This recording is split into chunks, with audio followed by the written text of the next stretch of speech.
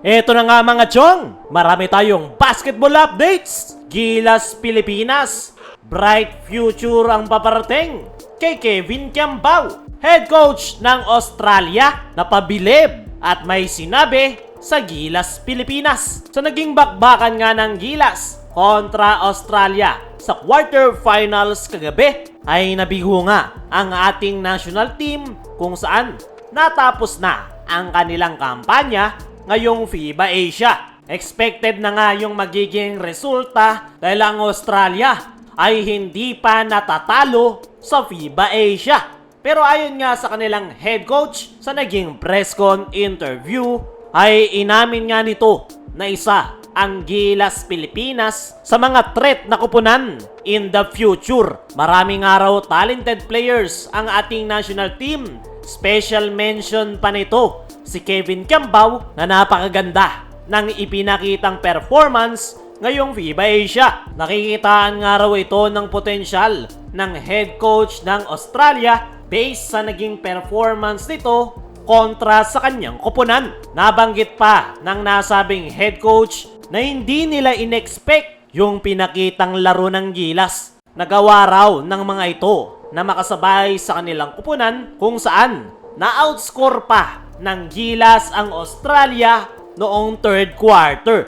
Laking pasasalamat nga lang ng head coach ng Australia na napakaganda ng kanilang panimula matapos silang magbaon ng sunod-sunod na 3-point shots. Kung hindi nga raw nangyari yung kanilang impressive start sa first quarter, ay malamang sa malamang ay baka mas dikit pa daw yung laro o baka iba pa yung naging resulta dahil grabe daw talaga yung energy ng Gilas. Dagdag pa raw sa kanilang pressure ay yung crowd sa loob ng game venue. Overall ay nagpapasalamat etong head coach ng Australia sa kanilang pagkakapanalo. Sinabi pa nito na walang kupunan ang dapat i-underestimate ngayong FIBA Asia at pinatunayan nga raw yan ng Gilas Pilipinas. Para sa akin mga chong ay malit talaga yung chance ng ating national team na talunin ng Australia.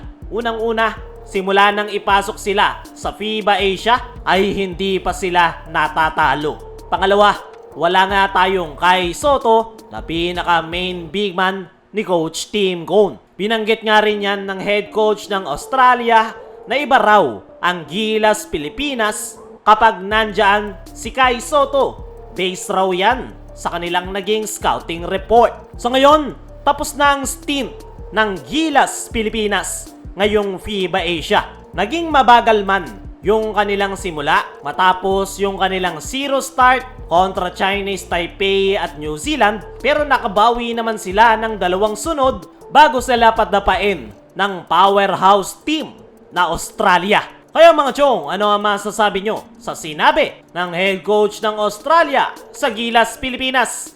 I-comment mo lang dyan sa ibaba. Dumako naman tayo dito sa kabilang balita. Gilas Pilipinas, bright future ang paparating kay Kevin Kiambao. Kagabi ay natapos na ang kampanya ng Gilas matapos silang padapain ng powerhouse team na Australia. Pero sa pagkakatalo nga na yan ng ating national team ay merong isang silver lining para sa mga Filipino basketball fans. Yan ay itong si Kevin Kiambao. Buong stint ng Gilas ngayong FIBA Asia ay solid performance ang ipinakita ni Kevin Kiambao at sa kanilang pagkakatalo kontra Australia ay nagtala ito ng 17 points kasama ng kanyang 4 rebounds. Nagbaon nga ng 5 3-point shots. Etong si Kiambao, actually, siya nga yung pinakapumalag kaya hindi tayo natambakan ng at least 30 points ng Australia. Nabanggit na nga natin kanina na napabilib yung head coach ng Australia kay Kevin Kiambao dahil sa kanyang performance. Maging si Coach Tim ay sinabing magiging maganda ang future ng Gilas dahil batang-bata pangaraw si KQ kaya mas mahabang panahon nitong ire-representa ang ating national team. Binanggit pa ni Coach Tim Cone na talagang pinaghirapan ni Kevin Kiambao kung ano ang role na meron siya ngayon sa Gilas Pilipinas. napakarami nga daw nitong kaagaw sa kanyang position, pero pinatunayan nga raw ni KQ na deserve niya ng mas mabigat na role sa Gilas Pilipinas. At ina-assure nga netong si Coach Tim na mas magiging mahaba na yung playing time at mas magiging mabigat yung role ni KQ sa Gilas sa mga susunod na stint ng ating national team. Para sa akin mga chong, ay sobrang dami pang po pwedeng ilabas netong si Kevin Kiambao.